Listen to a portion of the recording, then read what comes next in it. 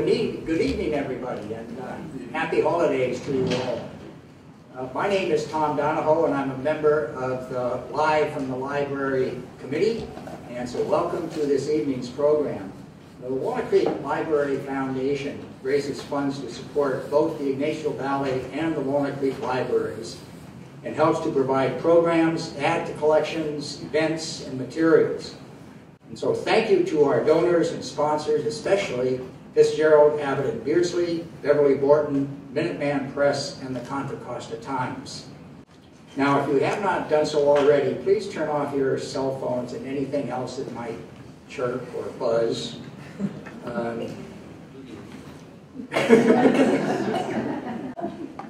If it's in the right key, perhaps it might be.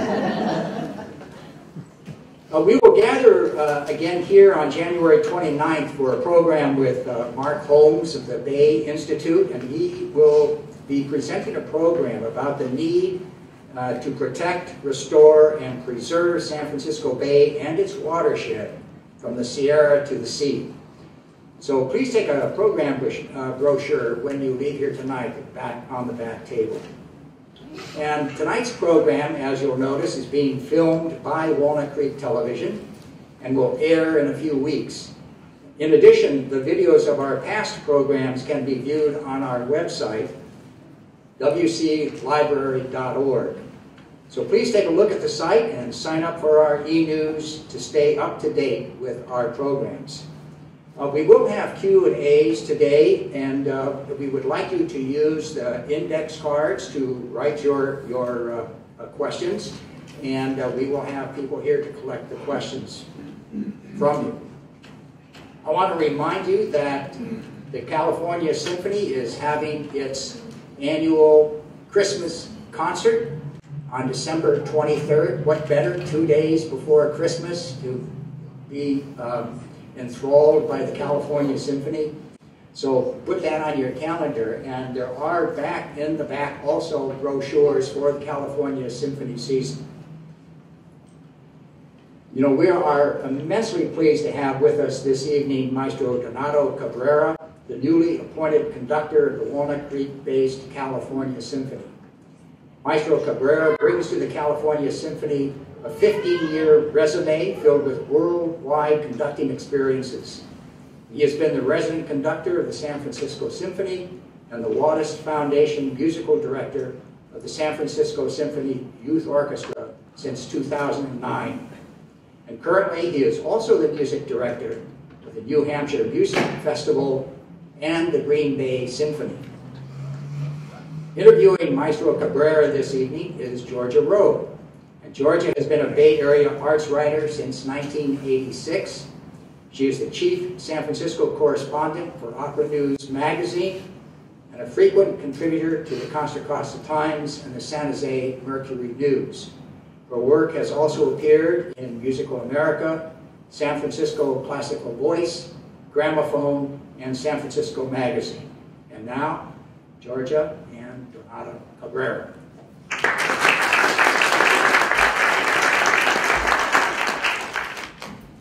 Welcome, Maestro Cabrera. Hi. I just think I speak for all of us when I say we were so happy to see that you were appointed music director of the California Symphony. What was your reaction when you, it was quite a lengthy process, I know. What was your reaction when you were selected? Well, first I'd like to thank Tom for the wonderful introduction, and to thank you, Kristen, for hosting this great event. It was, in many ways, when I was asked when I was given the offer of music director of the California Symphony, it was a culmination of a couple of years of a relationship that had developed over a couple of concerts, as well as the culmination, in many ways, of many friendships and relationships I had developed with many of the musicians of the California Symphony through various other ensembles I've conducted in the Bay Area. And for me, it was particularly exciting because while I still am the resident conductor of the San Francisco Symphony and music director of the Youth Orchestra, that position is not designed to last forever. It's designed to give a leg up to a young and up-and-coming conductor. And I'm particularly excited about the prospect of staying here in the Bay Area with one of the region's great orchestras, the California Symphony. So for me, it was certainly something to look forward to continue my relationship with the great musicians and the audiences of the Bay Area. Can you talk a little bit about the repertoire for those concerts and how you put them together? So the first couple of concerts. For the Beethoven Ninth Symphony, this was I was very much excited about the prospect of conducting the Beethoven's Ninth Symphony because it was my first time conducting the Ninth Symphony.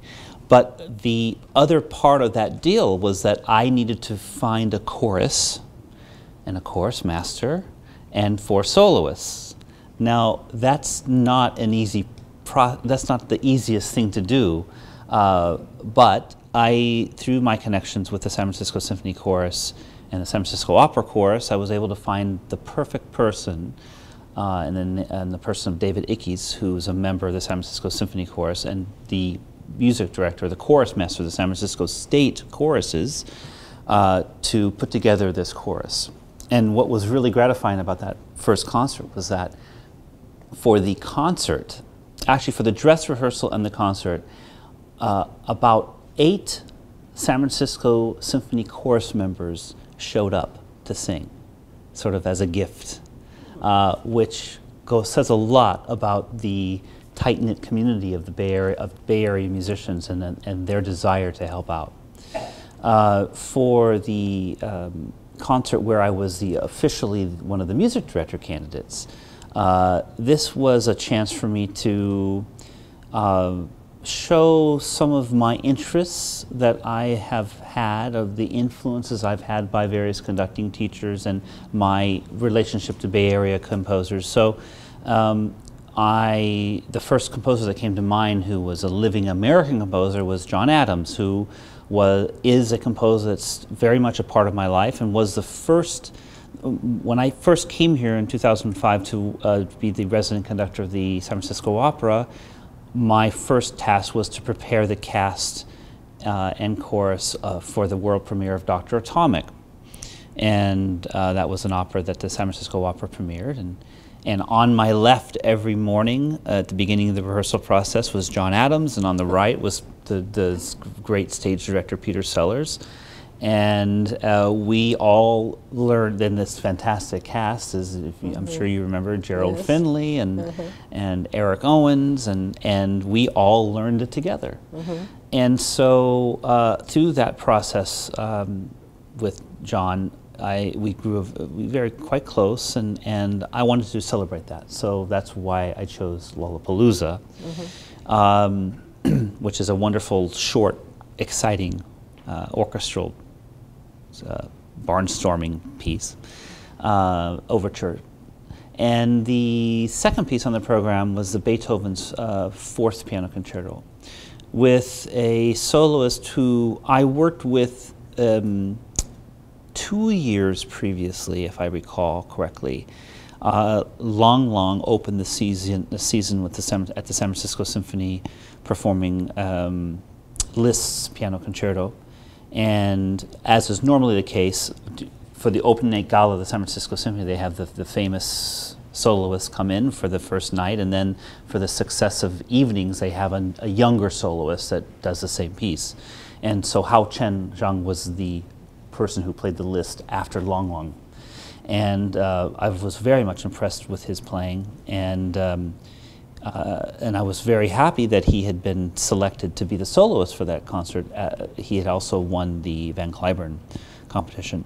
But the competition thing is is not something that plays into my normally my process of who I want to work with. It's usually through word of mouth, and also if I hear them play, I could care less what a jury thinks of them. I'm much more interested in the relationship that I can build with that person. So Hao Chen came and did the Beethoven 4th Piano Concerto, And I chose the Prokofiev Symphony, Fifth Symphony, namely because of two things. Number one, I had performed it recently with the youth orchestra and had taken it on tour. And it's a piece that is one of my favorite pieces. And it's a great way of showing off every section of the orchestra through that symphony. The California Symphony has a very long tradition of including American composers and traditional repertoire and young artists on every program. Do you plan to continue that tradition, and if so, how? Well, that first concert that I just described actually does all of those things. It did. And yes, in a word, I plan on doing that. The California Symphony, it's done a lot of things exactly the right way. And those two things that you mentioned, through the support of young, emerging soloists, and supporting of their career by bringing them in and to re-engaging them, more importantly, to re-engage artists, has been a wonderful hallmark of the California Symphony, as well as the creation of the Young American Composer in Residency program, which is a 3-year fellowship that develops through the relationship that a young composer has with an orchestra and a conductor over the course of 3 years. Really helps to give a young composer confidence to write for a symphony. Because when you imagine, you have at your disposal, even today with the best compositional application on a computer, you have only an approximation of what an orchestra can sound like. Most composers don't even use those sounds. They sit still at a piano or they play their instrument, whatever their instrument is, and they only in their mind can imagine what their piece will sound like with an orchestra. Well, what's so wonderful about this Young American Composer in Residency program is that they can experiment with an orchestra over the course of 3 years.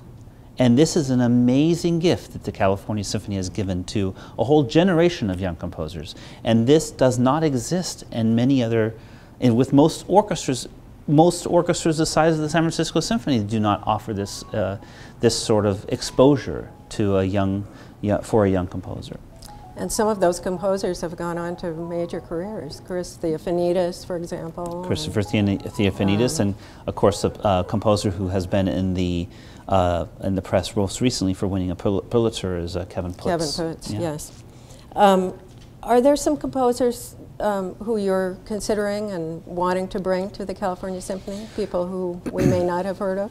Well, there's one in particular that we're actually in March. We're doing the West Coast premiere of this overture that I commissioned last year for the Green Bay Symphony, and this is a Bay Area composer who, if you're a fan of the Kronos String Quartet or John Adams, you by proxy know this person, because if you were to go to any Kronos String Quartet for the last 20 years or to see any John Adams opera, in the back of those performances you will see a man with a ponytail and with the soundboard, and his job was to be the sound engineer for both Kronos String Quartet, for all of their concerts. He traveled the world with them, and for all the John Adams operas. His name's Mark Gray. Well, the reason he's so good at that is that he's a composer, and he knows about sound better than anyone I've ever met. And Mark has now, over the course of the last 5 years, he's been able to leave some of the sound design world behind. He no longer does sound design for Kronos String Quartet. He only now does work for John Adams, because his compositional career has gone through the roof, and he's just been commissioned multiple times by the Atlanta Symphony, by the Los Angeles Philharmonic, by the La Monet Opera House in Brussels to write an opera about Frankenstein, of all things. And so he grew up in Palo Alto. He has a house in the Oakland Hills, and you will hear one of his, when you come to the March concert, you will hear his wonderful overture called Leviathan. And I hope to continue showcasing his fantastic music, because it's very good music. He's a wonderful composer. The California Symphony some years ago did a very fine recording of Lou Harrison's music. Yes, that's right. Is this recording something that you have in mind for the symphony, and do you have sort of a dream CD that you'd like to make? Oh, that's a very good question. I definitely think that all concerts by the California Symphony should be recorded, and they're recorded, but they should be made available for broadcast.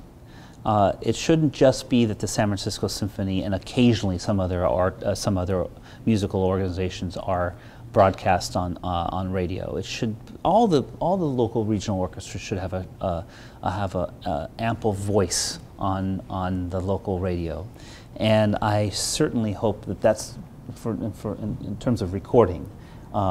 That's the first step. Mm-hmm. I would love to record a disc that had basically the perfect example of what the California Symphony is, whether it's a John Adams Lollapalooza and then a concerto with a young emerging artist, whatever the concerto is, and then a war horse that shows off the fantastic attributes of the California Symphony. I would love to make a recording that was a signature, as it were, for the California Symphony. Can you share with us a little bit of your own early musical experiences? I think people always wonder how a musician gets to be a conductor. What were some of the experiences that started you on this path? Well, there were key moments in my life that now, looking back, put me on this path. And I'm sure with all of our careers, and you looking back, no matter what you do, you can see these key moments that took you through this door rather than the other door. And I hope for most of you looking back, you're thankful for that. You're now ending up with what you always wanted to do. For me, one of the first doors I chose to go through was, I was incredibly intrigued by the fact that my grandmother, my father's mother, would sit down at a piano, and she was not a professional musician, but she could sit down at the piano after the Christmas dinner or Thanksgiving or whatever holiday where we were visiting her in Los Angeles. She could sit down and play a few songs, and the entire family, that side of the family is a Mexican family and was large. All of her sisters, my great aunts and uncles and everyone that was there, they'd all gather around the piano and listen to her perform.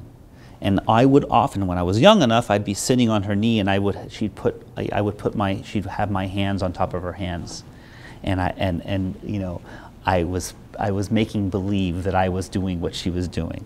So that was the first door I wanted to go through, was to learn piano, so I could do what she was doing and be the life of the party. Really, that's there's another reason I wanted to be a conductor. I wanted to be the center of attention. The next step was, because I could read music, at one point in this country there existed public school music education. Imagine that concept. And in 6th grade, I chose as one of my electives band, because I could read music. And that day, as I'm sure many of us who chose that as an elective, the first few days you would sit and listen to recordings of the instruments, and you would raise your hand if you liked the sound of the trumpet, and you would be given a trumpet. Well, of course, all the boys wanted to play the trumpet, and all the girls wanted to play the flute. So after that happened, what did you get to choose? Well, I wanted to first play the trumpet, but I was, you know, maybe I raised my hand a little late. So the sound that intrigued me the most was the French horn. So I picked the French horn, and I excelled at it. It was something that I liked. I did well rather quickly, and it was something I applied myself to be better. And then the next door was my other grandmother, my mother's mother, was a big fan of classical music, but not any more than I would say the average person was at that point. She had the smatterings of, you know, the Reader's Digest albums of the best of Beethoven and you know, the best of classical music, and she lived in Las Vegas, and whenever someone of eminence would come through town, I remember Aaron Copland came on tour, I think with the Cleveland Orchestra in the 70s, and she went because that was the thing to do, and she bought an album of Aaron Copland's music and gave it to me. And so she supported my desires within classical music. So I took the French horn, and she bought my first instrument. When I wanted to listen to more music, classical music, she bought my first CD player and would always buy me CDs. I could send her a list of composers. She didn't know what the best recordings. She would just go to the record store and get me some recordings. Then the next one was, I think, and perhaps the most prominent one to set me on the path of becoming a musician, was because I played French horn. I went into high school band, and we all have these teachers. A few of these teachers in our lives they change your life because they expect the very best from you. And that was my high school band director. And he was, and still remains, one of the best musicians and conductors I have ever met. And I have seen the world's best. And he's now retired. And after growing up in Las Vegas until I was 10, I moved to Reno when I was 10 years old, and I went through high school there. And whenever I conduct, and when he's available, he hops in the car. And the last youth orchestra concert in November, you guys attended, he was in the audience. And whenever Mr. Hickman is in the audience, I get nervous. Still. Yes. And he comes backstage, and I look at him and say, Mr. Hickman, how was it? How did I do? And Everett says, I noticed you did a new move. He said, what was that? Was it good? Was it good enough? You know. And so, you know, these were the things that got me started on that path. And from there on out, there was I think a few just out of naivete more than anything of pursuing conducting. I really didn't know then how hard it was and how hard it would be. But because I had the support and backing of older musicians and people like Mr. Hickman and my French horn professor at the University of Nevada, Reno, and a retired concertmaster of the Cincinnati Symphony who ended up retiring to Reno, encouraging me to leave and pursue my dream, I ended up eventually in New York City. And most stories you hear about moving to New York City is about how hard it is to find an apartment and the travails that come along with New York City. It was the opposite for me. I got my first conducting job within 48 hours of moving there. I had a cheap apartment. It was magical. Almost the entire time I was there, it was as if New York City was mine to take. And it was a very magical time for me. So talk a little bit about the conductor's role. What does the conductor do and bring to a performance? My opinion, the conductor is there to facilitate and to inspire. Mm-hmm. And by the time the concert comes along, it's a celebration of all the hard work that had gone into the rehearsals. Mm-hmm. And if it is not a successful celebration, is because the conductor did not facilitate the musicians to achieve their very best. That's what I think a conductor does. There are so many kinds of conductors, and we've all seen great conductors who are very flamboyant, extroverted, and others who are much more subtle. What's your view about style and how much that matters? The most important thing about any leadership position, whether it's conducting or to be the CEO of the American Airlines Group, which is what I was listening to on NPR on the way over here. It's the ability to be yourself and to be honest and to be inspiring. And if you're not yourself, if you try to put on airs, and you know, some people are naturally gregarious and full of life, and they walk into the party and you just are compelled to meet them. Some of those people can become conductors. Others, say Pierre Boulez, a very academic, incredibly intellectual man. When you talk to him, you feel like you learn so much, and he's very quiet and soft-spoken when he rehearses and when he talks to you.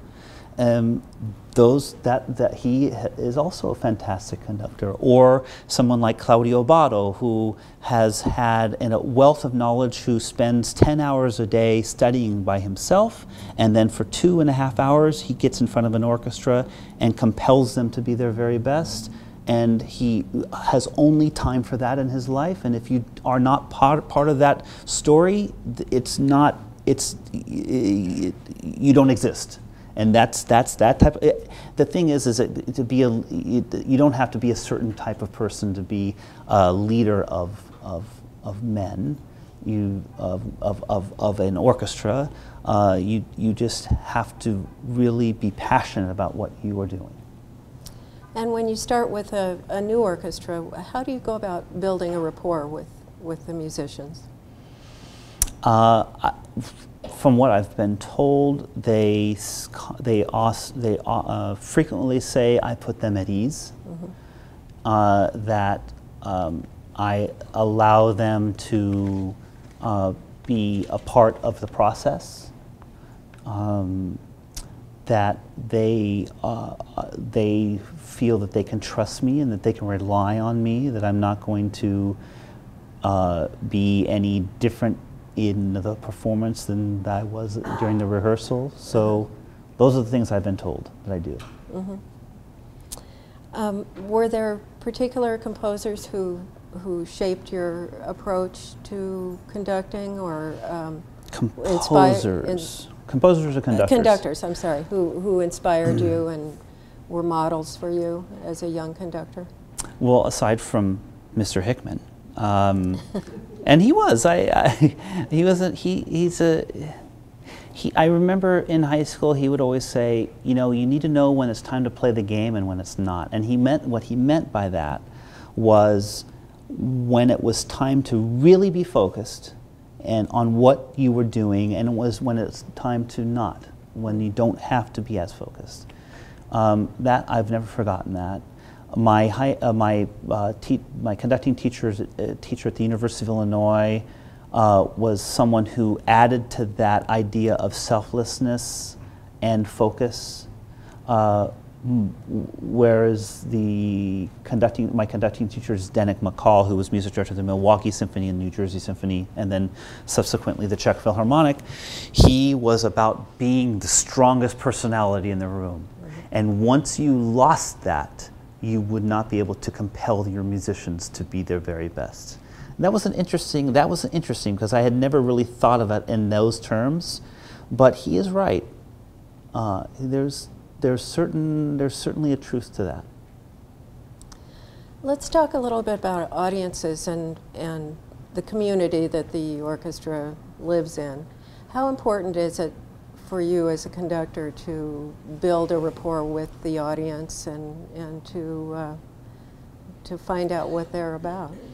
It's absolutely crucial and necessary and desirous and exciting, actually. I love meeting new people. I came to music in a very in some ways a roundabout way, but also in a very, I think, a natural way. When I was growing up in Reno as an undergraduate, I was working at, they also no longer exist, an independent record store. And oh, yeah. for those, remember those? Yeah.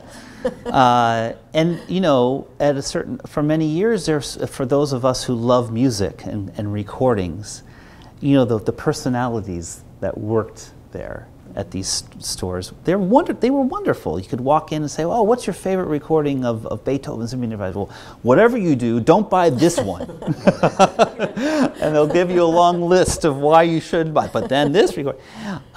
So I, for many years, I strove to be one of those type of people. So I worked at an independent record store. But what I loved about it was that every week I would meet people who were not musicians, but that were equally passionate about music. And I've always, ever since, been so intrigued by that and wanting to know why they love music, why they go out of their way to buy a ticket. They come home from a very long week, or you know, they get back in their car and rather than staying home and choosing from one of the many wonderful things we have to choose from today in our lives, whether it's Netflix or HBO or going to see a movie, or, you know, just even within the last 20 years, we have so much more to choose from in our personal lives for what we want to consume after work for entertainment than we did not that long ago. So I'm always very intrigued by why people go to a concert, because it actually takes a little bit of work and a little bit of gumption to do that. And of course, we all know the reason why. We all realize how impactful and how unique live music is, that no matter what you do at home to recreate that experience, you could never recreate it at home. Now we just have to get all those other people out there that are, to get them to realize that. What was your question? I think you've answered Okay, it. good. Good. But we do keep hearing that the audience for classical music is shrinking, and that people are not getting music education or coming to concerts. I don't think it's true here, but what's your view of that? The pie, what I've just talked about, that pie of what you choose to do. There are just more options. Just, you know, not that long ago when you turned on the TV, you could see you had your choice of ABC, NBC, CBS, and PBS. Not that long ago, really. So just think of that pie when you turn on the TV. Instead of 4, it's 300. And it's the same, it's just that classical music is now just part of this big choice of things to do that you know, we have to be more vigilant. I would say that the other part of the challenge is that our concert format worked so well for the music that we perform, because most of the music, a symphony takes at the very least 25 to 30 minutes. On the other side, it could take an hour and a half. And for someone to sit somewhere and not clap between movements, which is an entirely stupid 20th century convention, did not exist in the 19th century, and to be still and to appreciate it in silence, that's sort of silly. And I think that we need to really take another look at what a concert means to someone. You know, you often equate as classical music or an orchestra to a museum. Well, for a museum, I said this the other night, when I go to Chicago and I want to go, and I know that I'm going to be in Chicago long enough to go to the Art Institute, I make a beeline for that Surratt. Okay, so I'm in the park with George, and I go through that Art Institute, and maybe along the way, I will see something that attracts my eye that I've never seen before. And that will lead me into learning about an artist that is new to me. Well, you can't have that same experience at a classical music concert. You have to, the door's shut, it's like you're locked in for 2 hours and you have to put up with the whole thing, whether you like it or not. I don't know if that's necessarily a good idea anymore. Why can't you experience an orchestral concert like you could experience going to a museum? Right. Good idea. Your favorite piece begins at 8:50. The doors will open. You can choose to stay out in the lobby and buy a $10 glass of wine. We'll be happy to supply that for you. One of your great accomplishments, in my opinion, in the Bay Area has been with the youth orchestra, the San Francisco Symphony Youth Orchestra. And if you haven't been to one of their concerts, do go. They're just wonderful. And that's an effort that combines education and music performance. Can you talk a little about that experience? With the youth orchestra, for me, it will forever remain a jewel to me. It's so close to my heart. For many reasons. One of the reasons is that in the early 90s when I lived in Reno and I was a music education major, but I loved conducting and I was obsessed with recordings, and I would come down whenever I could to visit San Francisco. I had a couple of friends who were going to the conservatory, and they shared an apartment on Clipper, Noe Valley, and I would come down 3 or 4 times a year to see the San Francisco Symphony and the San Francisco Ballet and these august performing institutions. And one Saturday morning, Saturday early afternoon, I was visiting my friend who was his roommate. He was a conducting student at the conservatory, and he said to me, he asked me, "Donato, what are you doing? Do you want to go and sneak into Davies Symphony Hall to see a youth orchestra rehearsal?" I thought to myself, youth orchestra? I didn't drive 4.5 hours to go see a youth orchestra. I wanted to see the San Francisco Symphony. He said, "Trust me." So we hopped on Muni and got into Davies Symphony Hall, and I snuck into the balcony, and I was around 1:30, and I came upon the first violins of the youth orchestra being whipped into shape by this energetic Russian lady. It was Prokofiev, Symphony No. 5. And what I was hearing was something I never thought in a million years I would ever hear a youth orchestra do, a violin section. They sounded better than, by far, the Reno Philharmonic. They sounded better than any other professional, aside from the San Francisco Symphony. And so I was astounded, and the break came, 2:15, and I was introduced to the music director, Alistair Neal, who was so happy that I was there. He said, "Please stay for the rest of the rehearsal." And so from 2:30 to 5, I watched the entire orchestra rehearse Prokofiev Symphony No. 5. That was the year that the youth orchestra took Prokofiev Symphony, the Fifth Symphony, to Russia, and it was a huge scandal because apparently no orchestra, especially youth orchestra, Russian youth orchestra, could ever perform it at the same level. And I thought to myself then that if I ever had the opportunity to conduct an orchestra of that level, I would feel like I had made it.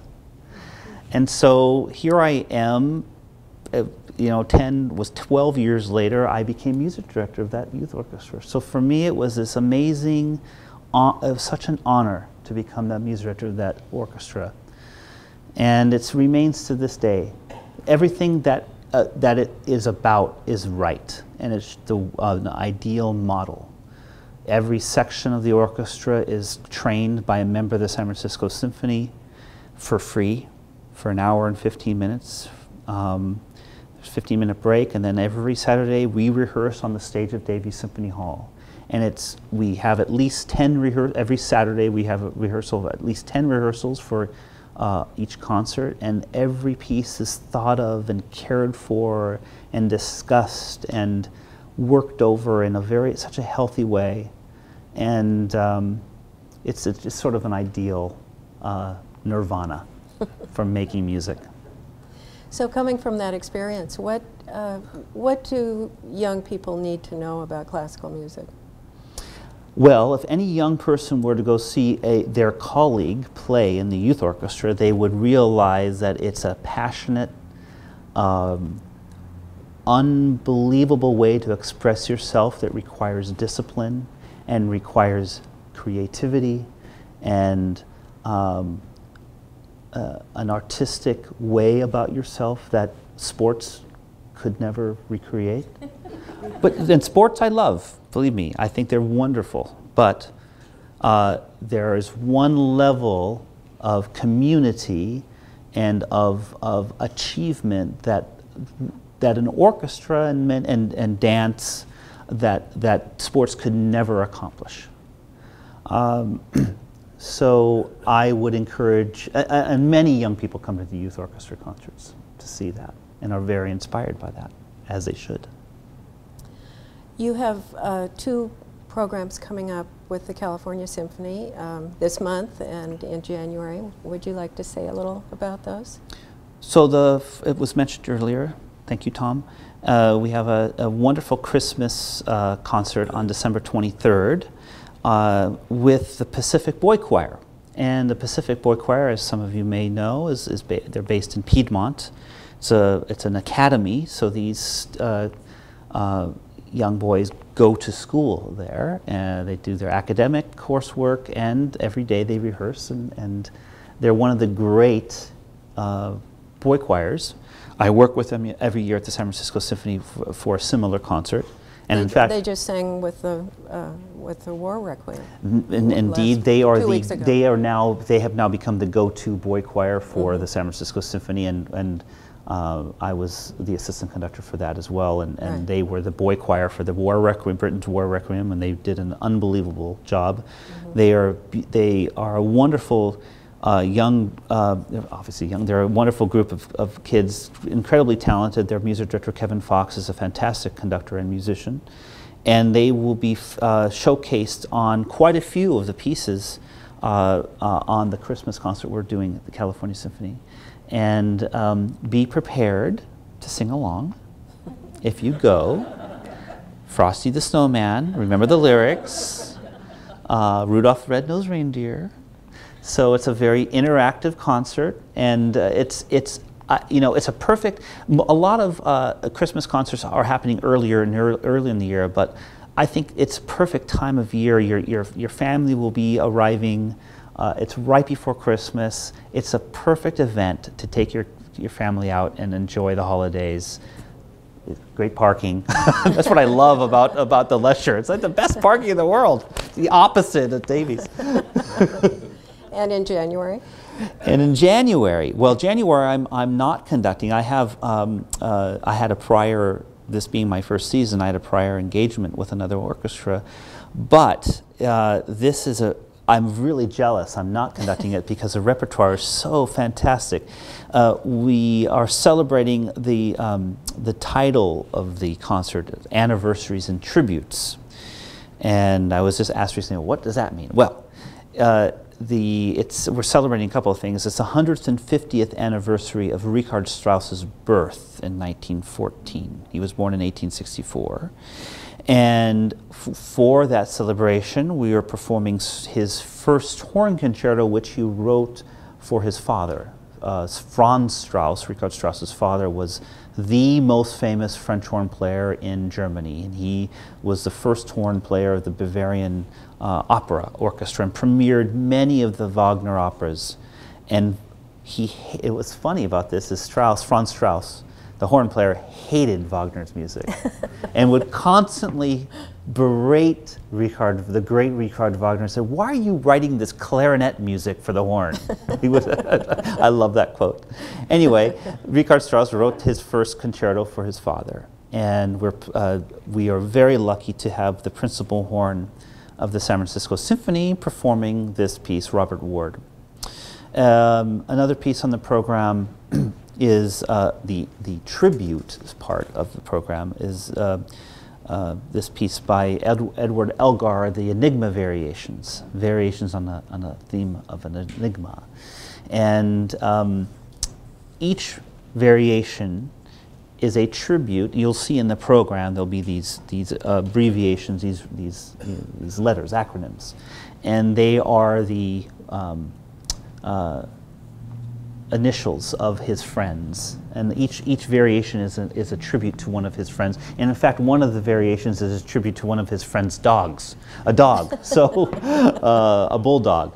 So there are two other pieces on the program. The guest conductor is a friend of mine I went to school with at Indiana University. He's a fantastic young conductor who won the Eduardo Mata conducting the very first Eduardo Mata competition in 2003.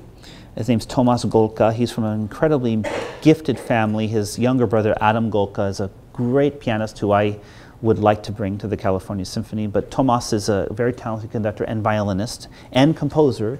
And he orchestrated one of Bach's Passacaglia fugues for orchestra, sort of like in the style of Stokowski. And the orchestra will be performing that. And then another one of our friends who we were in school with, a composer, Schaefer Mahoney, who is now teaching in Washington, I believe. His music is so beautiful, and so well orchestrated. Tomas is conducting a piece of his called Triple Point, I believe it's called. So it's a really exciting program, a very eclectic program, and very representative of Tomas's gifts and talents. Sounds wonderful. The audience has some questions for you. Great. How did they do that? I didn't see them writing. So we'll start with a few of these. Certainly. The first question is, what method do you use to listen to music? CD, radio, records, and what type of music are you listening to now?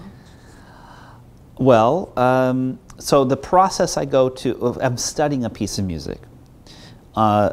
I listen to as many recordings as I can, and this is at the very beginning of the process. And we're very lucky. One of the wonderful things about modern technology is if you have a Spotify account or something similar, you can listen. You don't even have to buy the recordings anymore. You can listen to hundreds of different recordings at the drop of a hat. So I listen to as many recordings as I possibly can. I still have my CD collection. I will never be able to give it up because I spent too many years acquiring them. I have them all perfectly alphabetized and just so.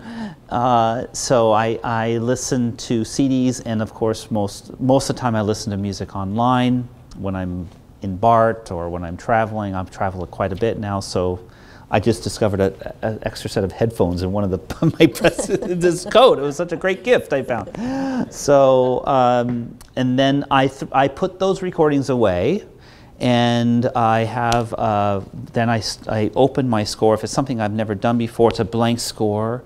And I've always said this, I do the opposite of the composer. I deconstruct the piece to its building blocks. I try and figure out what were the initial kernels of inspiration that the composer had to compose this piece of music.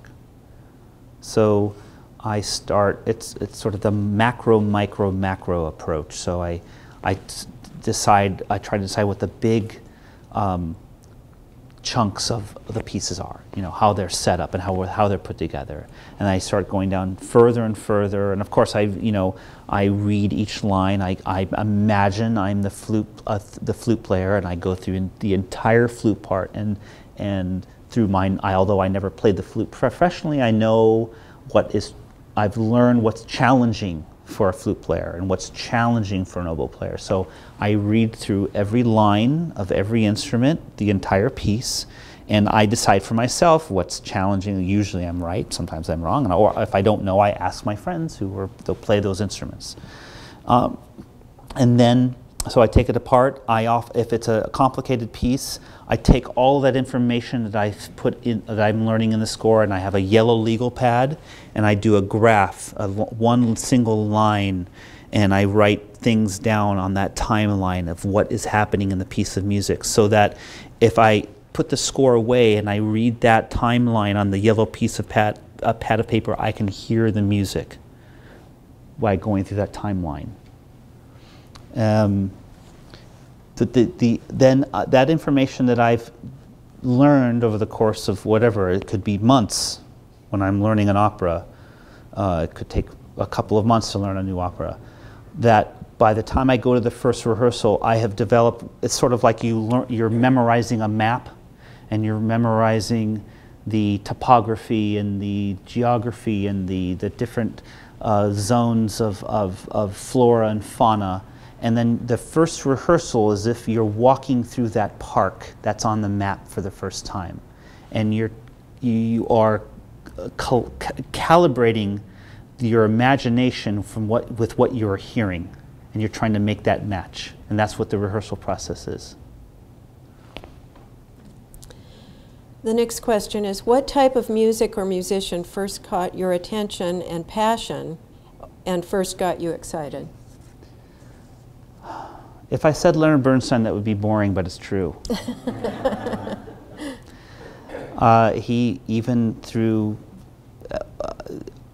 for those of you who were children in the 60s and saw the original Young People's Concerts on TV, you're so lucky. But he, as you know, even throughout the 80s, he was still not as often, but through great performances on PBS, there was always at least 3 or 4 during the year where he would, it was then with the Vienna Philharmonic, where I distinctly remember on Thursday evenings at 8 p.m. during the time when the rest of my family wanted to watch Cheers and the other stuff that was happening on NBC in those days, I would commandeer our one TV and force the family to watch Leonard Bernstein give a wonderful explication on Brahms' First Symphony and then perform it with the Vienna Philharmonic. And so his shows on PBS were magical to me. They were, yes. You would see. I remember those shows. They would show the sides of the Musikverein in Vienna and the gilded statues on the side of the building, and then the entire roof, of course, is gilded. And I thought it was a TV set. It was so opulent looking to me. I didn't think that existed in reality. I thought it was just made for TV. And then in 2002, I was asked to be a Herbert von Karajan conducting fellow at the Salzburg Festival, and I went. At the end of that, I was invited by the Vienna Philharmonic to see their first rehearsals of the season in the first week of September, with Maurice Janssens conducting. It was a complete Firebird. And I was the only person sitting in the Musikverein with my score. And I looked around, and this thing actually existed in reality, and I started laughing out loud. I'll never forget that moment. This is an interesting question. What techniques are different for a youth orchestra or a professional orchestra as a conductor? None. There's no difference. You expect the same, which is for them to be their best. Suppose a performance starts badly. What can you do to get it back on track? Pray. Well, the one thing you should do is keep going. I know that sounds facetious or stupid, but it's true. You should never stop. Kurt Masur told me that. He would conduct every year the Manhattan School of Music Orchestra. Twice, actually, every year. He would do in the fall and the spring when he was music director near Philharmonic. And my first year, he conducted Shostakovich Symphony No. 1. And in the third movement, the trumpet player came in 8 bars too early. And it was I thought actually that I was witnessing the point where, in the first time in my life, where I would see a professional conductor have to stop an orchestra and start again. I was just so nervous in the audience. And all that Masur did was he just barely conducted and looked at the concertmaster and kept on going. And what happened was the musicians in the orchestra realized that the only way they were going to get through this was if they would all look at the concertmaster and go and listen and watch what he would then do. And the concertmaster, who's now the concertmaster of Spokane Symphony, actually, Mateusz, he gave this big gesture, and everyone knew that that was going to be letter T or whatever it was, and they all went, and it went on. And it was such a great, I went backstage after that, I said, Maestro, I was so nervous for everyone. How did you, how did you keep it together? He said, just whatever that, it's going to happen in your life. And it did later on for me. Do not stop conducting and force the orchestra to listen to each other. It's the only way it's going to work. And it was one of the best, some of the best advice I've ever heard. It's good for life too. When something goes wrong, just keep going. Keep going. I think we have time for one more. Last question. What piece do you look most forward to conducting, and why? Boy, that's hard. Tristan and Isolde. Oh. One of the productions I did at San Francisco Opera was the David Hockney, speaking of local, David Hockney production with Christine Brewer, which was her very first Isolde on stage. She had recorded it, but she'd never done it on stage. And it was I conducted all of the rehearsals for piano, but I never had the chance to do any of the orchestra rehearsals. And then I did it again at the Chicago Lyric, same production with Deborah Voigt as Isolde. And I have the Tristan and Isolde bug. I just have to do it at some point.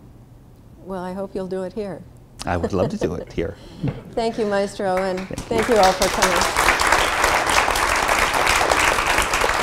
Thank you.